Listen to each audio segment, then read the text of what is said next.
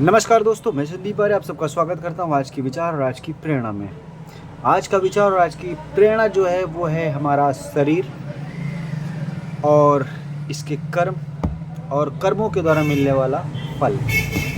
देखिए, मैंने गीता पढ़ी, उसमें भी यही लिखा हुआ है कि कर्म करो, फल की इच्छा मत करो। तो कहने का मतलब है फिर कर्म ही क्यों करो? ऐसा मैं नहीं कह रहा, ऐसा एक डिबेट में मैंने सुना सुधांशु जी को, तो मैंने भी उस पर रिसर्च किया कि कुछ बातें जो है वो बहुत ही लॉजिकल हैं और कुछ बातें जो है बहुत ही थोड़ी थोड़ी गंभीर होती होती रह गई। उनका एक एक तथ्य मुझे बहुत अच्छा लगता है सुधांशु जी का, इसलिए मैं अक्सर उनको सुनता रहता हूँ। बहुत ज्ञानी आदमी है। तो उसी विचार विमर्श को देखते हुए मैंने सोचा कुछ मैं भी अपना ज्ञान प्रस्तुत करूँ। तो मेरा अपना ज्ञान यही है कि जैसे उन्होंने कहा था कि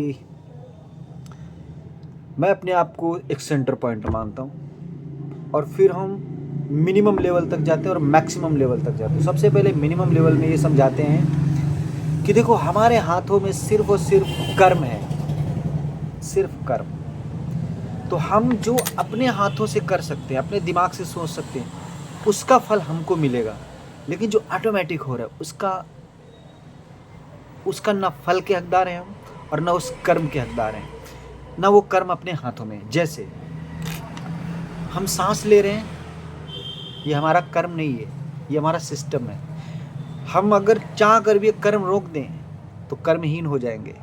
तो कहने का मतलब ये है कि सांस लेना, पलकें झपकाना, बात करना, ये सब कर्मों का हिस्सा नहीं, ये सिस्टम है, नेचुरल सिस्टम है। फिर उसके बाद जाते हैं कि बालों का बड़ा होना, फिर इनका बढ़ते ही रहना।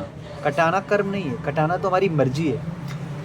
उसके बाद फिर चले जाते हैं एक सिस्टम के थ्रू प्रोसेस, अंदर खून का बनना, दिल का धड़कना, लीवर का काम करना, फिर उसके अंदर और टिश्यूज़ का काम करना, माइक्रोकांड्रिया का काम करना, बहुत सूक्ष्म लेवल की बात कर रहा हूँ, बहुत सूक्ष्म लेवल की, डीएनए का काम करना, और निरंतर काम करते रहना, सदियों तक डीएनए का काम करना।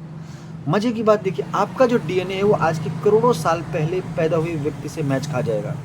डीएनए, ये साइंस कहती है, साइंस ने पता लगाया है। अब साइंस ने ये तो पता लगा लिया कि पुराने से पुराना व्यक्ति का डीएनए आपसे मैच कर जाएगा सेम, लेकिन क्या साइंस आज तक ये पता लगा पाई है कि वो डीएनए किसकी मर्जी से प्रोसेस करता है? ऐसा किसकी मर्जी से प्रोसेस करता है? जबकि लोग बदल जाते हैं, किसी की शादी कहीं हो रही, कोई किसी की माँ बाप है, किसी का कोई हुए कोई, लेकिन ब्लड रिलेशंस चलता रहता है, ब्लड। अब सोचिए, कौन बंदा था, उसका किसके साथ शादी ब्याह बारात हुआ, उसके बाद कौन कौन कहाँ से पैदा होते, अगर कहीं ब्लड रिलेशन मिला तो डीएनए में। अब हम बात करते हैं उसी के अंदर इलेक्ट्रॉन, प्रोटॉन और न्यूट्रॉन्स की। ये सब अपनी मर्जी से काम करते हैं, यानी नेचर की मर्जी से काम करते हैं।